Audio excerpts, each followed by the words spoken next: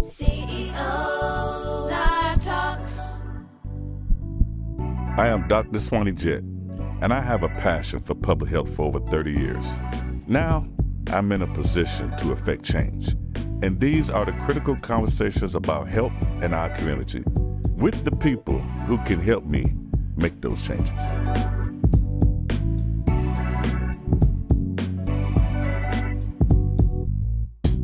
Good afternoon. Welcome to CEO Live Talks. I'm your host, Dr. Swannie Jett. Today, I have a good friend on the set, Mr. Bill Cohen.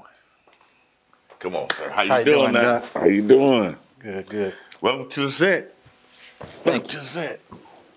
Thank you. So, you know, how I customarily do on the show, you know, just to warm it up a little bit, you know, I ask people, tell me a little bit about yourself, where you grew up at, and a little bit about your family history. I grew up here in Louisville. Started out in Village West in the projects down in Phase 2, West. 25 Place North. Okay. I still remember the address, right across from Central High School. So from there, I graduated from Wagner High School. Okay. And I headed to East Kentucky University, where I pledged the great fraternity, Omega Psi Phi fraternity. All right. Delta Sigma. So Village West is totally different now, at least some parts of the area. Yeah.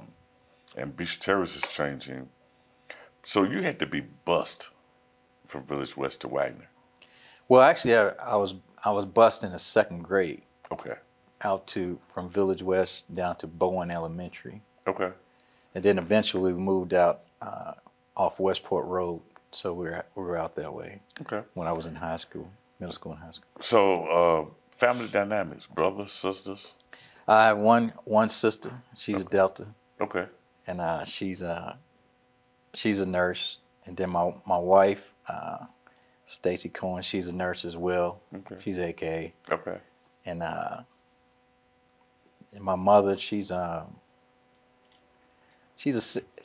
salesperson like me, so I get it from my mother. I guess you would say we're in sales and marketing. Okay. So what lessons did you learn growing up in Village West?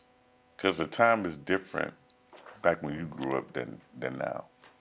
Well, you know, everyone feels a story is unique. Right. But you know, my mother was a teenager when she had me. She was actually her birthday is February 29th. Okay. And mine's on March the 2nd, so I keep telling her I was her birthday present the year when I came through. But she had just turned 17. She had just had me. So, in those particular instances, you know, she's hustling to provide for me as opposed to being a single parent. So, you know, I learned to persevere from what my mother had to face and go through as far as bringing up, not having a father in the household. But so, you know, that's where the competitive gene starts. So I'm gonna prove I can do it without him. Right. So, did you ever meet your father? Yeah. I mean him. He came around. He just came around a little bit. They went to high school at Central High School when they first met. So yeah, I'd seen him not too long ago when my Aunt Sarah actually got married, which is his sister. Okay. So. And you know, because he wasn't around as much, did you have any resentment? Oh, of course. I mean, he wasn't around at all. You know, I seen he was out doing his thing. Mm-hmm. You know, only thing I remember one time picking me up and buying me a goldfish. That's about it when I was little. So and I didn't see him again till I was at graduation from East Kentucky. Wow. So, you know, I'm always curious of those dynamics. You know, when you finally do get a chance to see somebody that's been gone for so long, what do you say to them? Do you ever bring it up how you feel? Well, I made an attempt right after college because he had his own business. Mm-hmm. So I said, well, let me reach out to him, see if I can build a bond and work with him in his business, possibly help him get some city contracts and stuff like that. But I reached out to him from that aspect, but we talked a couple times, but he decided not to do it or continue the communication with me. So Okay. I just let it go from there. So Okay. Yeah, that's a hard deal. It's a hard pill to swallow. yeah. And I have talked to kids and people that have experienced that situation. I even remember one situation. I took somebody to go see their parent, right? Mm-hmm. And that was the one visit. That was the one time. The only time. The only time. Yeah. And, they didn't see him no more. So it was like, okay, you got to move on. Right. So what made you, because you play football.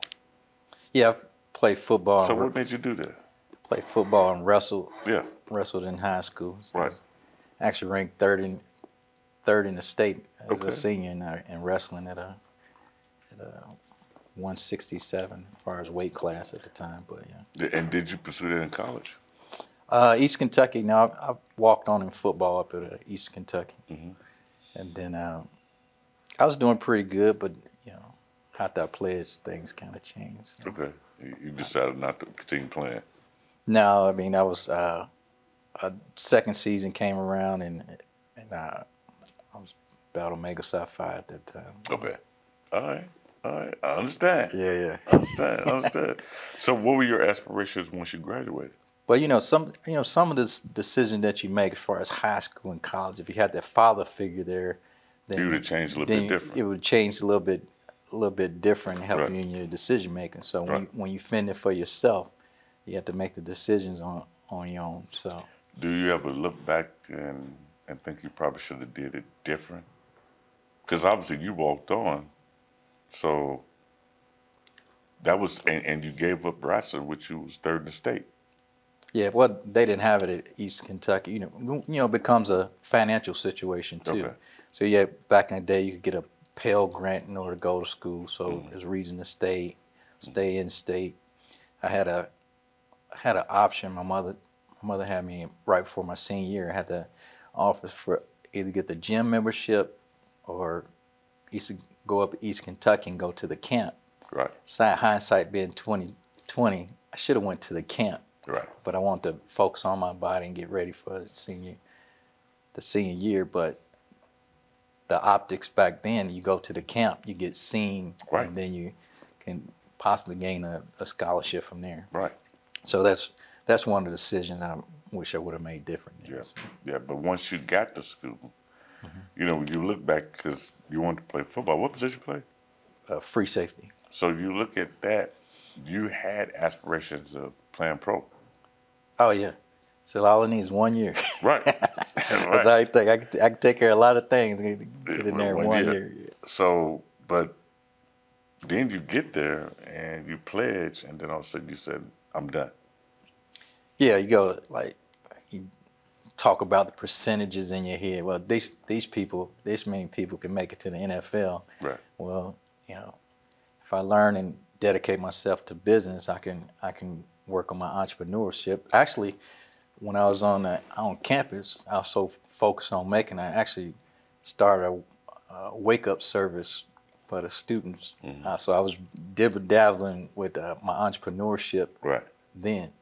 So started a on-campus wake-up service to make sure the students got to class on time. So, And what did this wake up service entail besides setting the alarm in their room?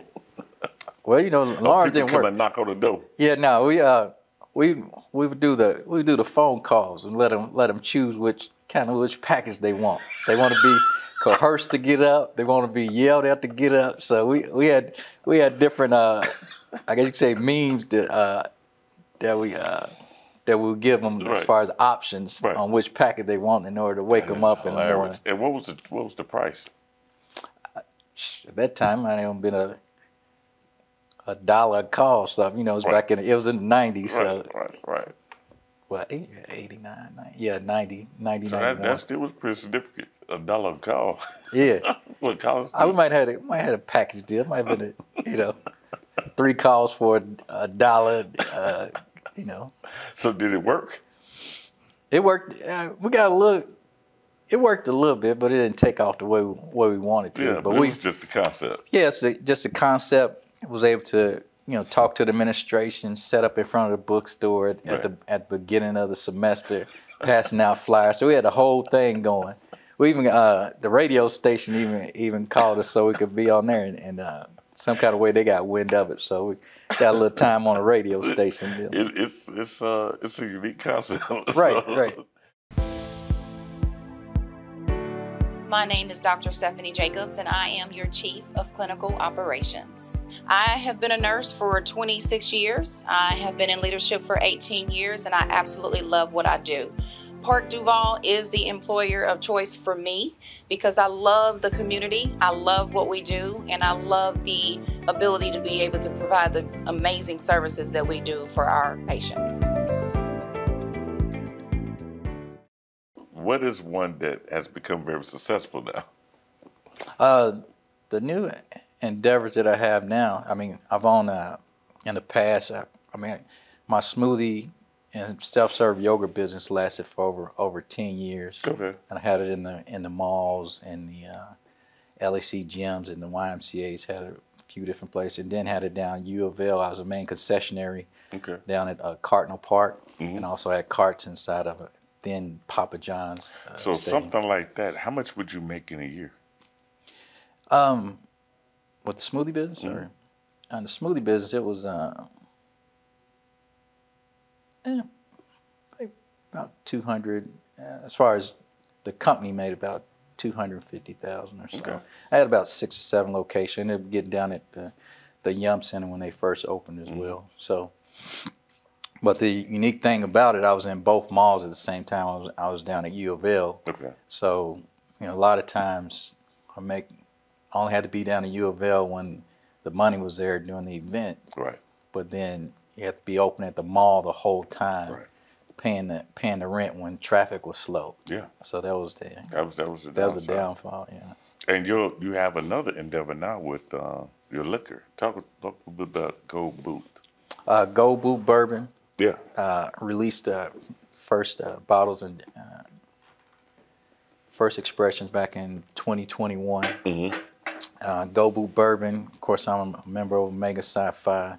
When we stomped the yard, we wear gold boots. So that's where it came from. But it was a bonding situation. We bonded over bourbon at Eastern Kentucky, especially being in the hills of Kentucky at Eastern Kentucky. Not much there. Yeah. So we had to, So we had to, we had to protect each other and bond. We really consider ourselves a black campus because our community was tight up there. Right. So we really thought we were HBCU. Right. If you want to call it that, but yeah, so it was a great bond among us, and then one of my endeavors how it came about, COVID came about, and it was on my bucket list to own my own bourbon. So when COVID came about, I was able to do the paperwork, do all the due diligence in order to bring the brand alive. Right. So tell us a little bit about how the process is of making bourbon, at least your bourbon. Well, the process is, it gets distilled. Mine is actually double pot distilled. So what that means is actually when it's double pot distilled, it's actually smoother and brings the process a little faster around. So my current two, one is called 1989 because I pledged in 1989. The other one's called the Crux, and those have been aged for 6 years. And the reason significant about the double pot distill, it actually brings out the more flavor, has a longer finish on the palate, so you can work it from the nose to the palate to the long finish. How long does the process take? The process, well, the process takes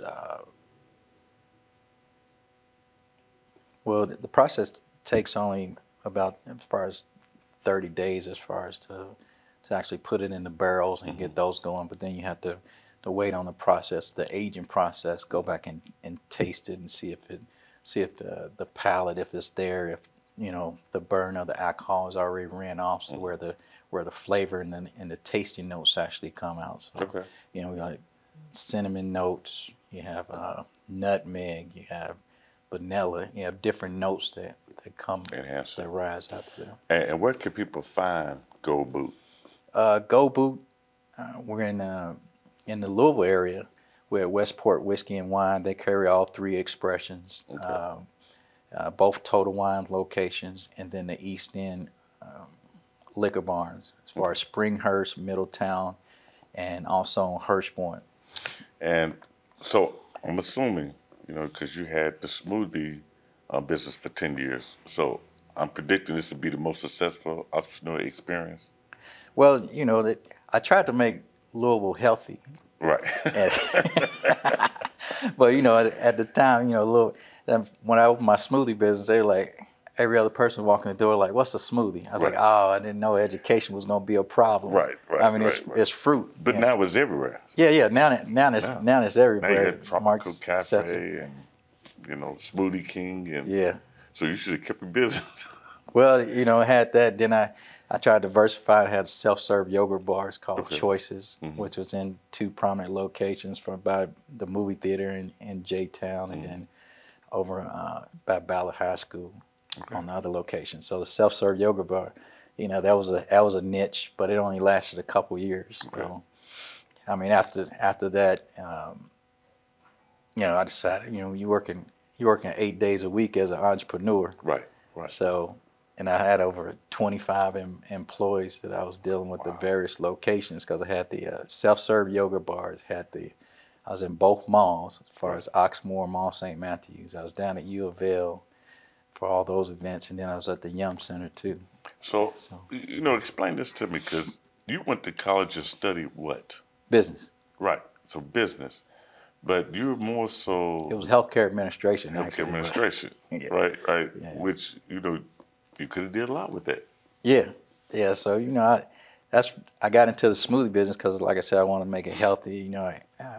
Back in the day, I did interview with several of the pharmaceutical companies to get into pharmaceutical sales, but I always made it to the top 3. They fly me here, fly me there, but then we decided to go with somebody more experienced. Okay. All right. So how did you find your career? Because it seemed like you had some ideals, but you've moved around the Dallas a little bit. I'm a habitual entrepreneur. Right. I understand. So it's all about the hustle. Right. And but while you're doing it, you have a day job, right? I do now. Right.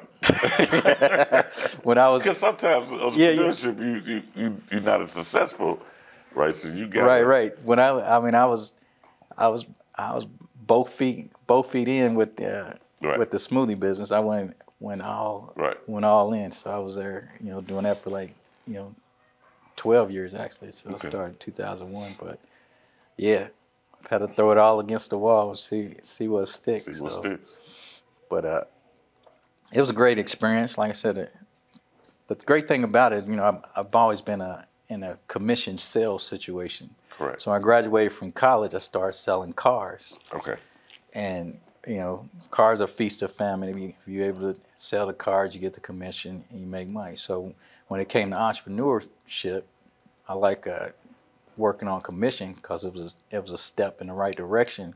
Correct. That is feast of famine. Right. You eat what you kill. So right. So I had to get out there and hustle and bag the 800-pound gorilla, which was U of L at the time. So I was able to get my smoothie business inside of there. That's a big inside the LAC gym and stuff like that. My name is JT Douglas, and I am the Director of Development and Marketing here at Park Duval. I'm in charge of all of the fundraising efforts to help us do some of the great work we do here at Park Duval. The people that come to Park Duval, they're here for a reason. They're here to see us. They're coming to the health center because they don't feel good. And I think it's great work that our physicians and providers do for those patients by helping them. So for people now, because you have a lot of years of experience since college, so people to be an entrepreneur, you know, what advice would you give them? Well, we used to have a program in Louisville, but you know, it's all about the 3 C's when you starting your business. Mm-hmm. It's cash, collateral, and credit. Mm-hmm. So you have to have the 3 C's. One of the 3 of all the 3. So Right. the way I actually started my business, cause your home is the base, yeah. is your collateral. You know, I did the business plan, went to the bank. Every bank I went to, they still wanted to take the house. They still want me to put the house online. Right. You know, you make it an LLC. It's not limited, Right. because you got to give a self-guarantee on that loan. Right. So I said, well, I don't need to meet your standards on this business plan. Right. All I need to do is just do the equity out of my house, and I can get the loan, and I don't even have to deal with you deciding what you're gonna give to me or not. So, Right. so did a equity line of credit in order to start the smoothie business. Yeah. So once you put the house online, you got no choice. Right. You got You to get it in. So there's some risk in there. So if you look back on your time, what would you tell your younger self what not to do?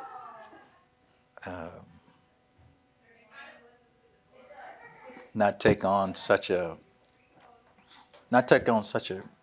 big space. Okay. First thing out the block, you should grow small. But Right. in my vision, like, this is gonna be Right.